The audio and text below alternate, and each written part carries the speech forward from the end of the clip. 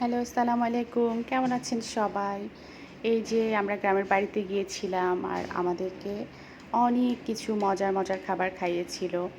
চালের রুটি বানানোর জন্য এখানে বাড়িতেই যে ঢেঁকি আছে সেখানে চাল কোটা হচ্ছে। তার জন্য চালটা পানি দিয়ে ভালো করে ধুয়ে ভিজিয়ে রেখেছিল।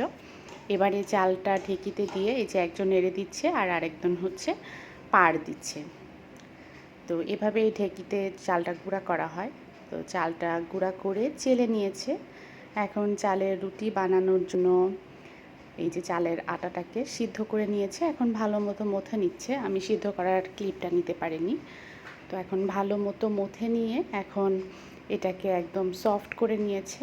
আর এখন হাতের সাহায্যে এরকম করে এখন সুতা দিয়ে কেটে নিবে।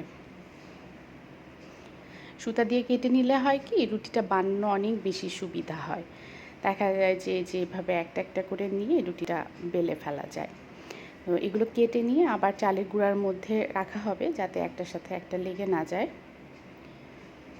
তো এই কাজটা দেখতে কিন্তু আমার খুব ভালো লাগে। তো এখন এই যে চালের গুঁড়ার মধ্যে থেকে একটা একটা করে নিয়ে রুটিগুলো বেলে নিচ্ছে। তো চালের রুটি তো নর্মালি সবাই বেলতে পারে, সবাই জানেন কীভাবে রুটি বেলা হয়।